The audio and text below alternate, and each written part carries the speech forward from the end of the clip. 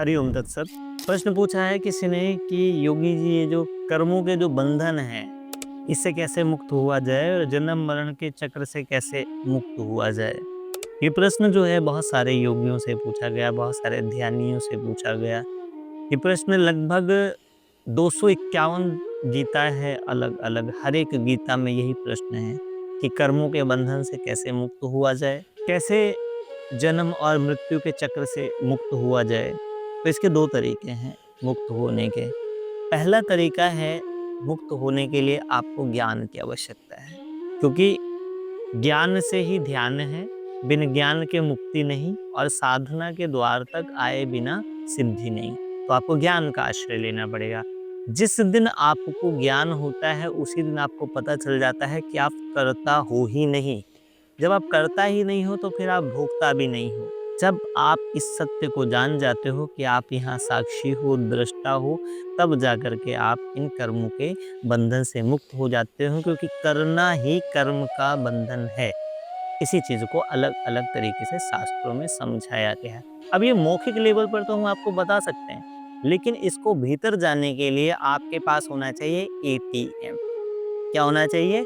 ATM, any time meditation. जब कभी भी आपको ऐसा लगे कि कर्म का कोई बंधन है, आँख बंद कर लें, एकदम शांत हो जाएँ, एकदम कुछ क्षण के लिए खुद को स्टैच्यू कह दें, कुछ सेकंडों के लिए कोई भी क्रिया न करें, न श्वास लें, न श्वास छोड़ें, एकदम स्टैच्यू हो जाएँ, बिल्कुल शांत हो जाएँ और फिर देखें कि इस क्षण में किसको बंधन है? क्या इस शरीर में बंधन है? इस मन में बंधन है, या मात्र ये बंधन भी एक विचार है? और जब आप इस प्रकार का स्वाध्याय, इस प्रकार का स्वचिंतन करेंगे, तो आप पाएंगे कि आप अपने भीतर एक चित्त आकाश में एकदम शांत हैं और ये विचार और ये भावनाएं एक बादल की तरह आती जाती रहती हैं। इस चिराकाश के ध्यान से, इस अंतकरण के ध्यान से आपको बोध हो जाएगा कि कर्ता का न भान है, न फल की कोई इच्छा, हर बात में है राजी, हर रंग बरता अच्छा। आपको करने की जो फीलिंग है, जो आपके मन में बार बार आता है कि मैं ही कर रहा हूँ, नहीं आप कर नहीं रहे, हो रहा है। आपका जन्म भी हुआ है और आपकी मृत्यु भी होगी। तो इस बोध, इस समझ, इस ज्ञान के से आप कर्ता के बंधन से मुक्त हो जाएँगे, कर्मों के बंधन से मुक्त हो जाएँगे। क्योंकि अहंकार बंधन युक्त करता है और ज्ञान बंधन मुक्त कर देता है। ये एक बात हो गई। दूसरा जो सूत्र है जिसके अंदर आपने पूछा कि जन्म मरण के चक्र से कैसे बाहर हुआ जाए, उससे कैसे मुक्त हुआ जाए, तो उसका भी एक सिंपल सा विधान है।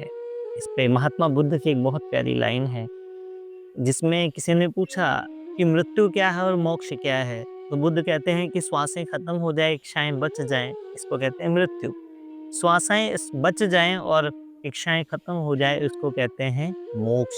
भगवान श्री कृष्ण गीता में कहते हैं इच्छा मात्रम अविद्या। आपके जीवन में जो भी अविद्या, जो भी अज्ञान है, वो आपकी इच्छाएँ ही हैं। जिस दिन आप इच्छाओं से ऊपर उठ गए, जिस दिन आप अपने आप में पूर्ण और संपूर्ण होने का अनुभव कर गए, उसी दिन मोक्ष हो जाएगा। मोक्ष का अर्थ होता है स्वयं में पूर्ण हो जाना।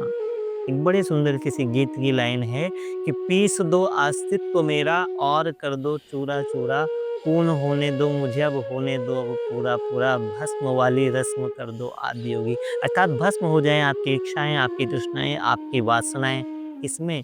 योग की अग्नि में।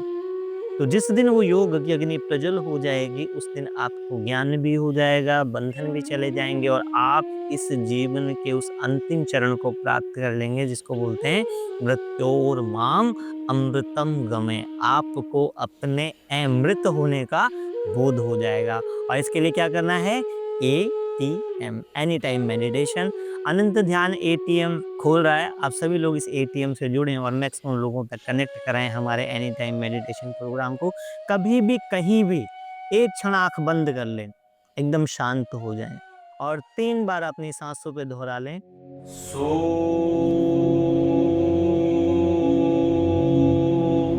हम सो हम सो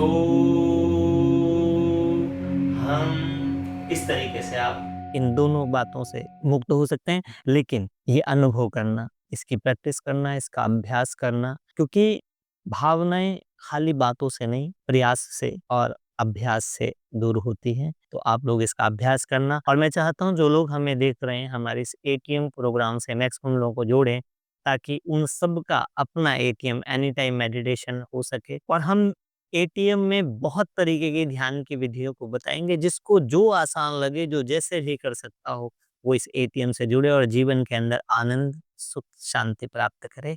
हरि बोल।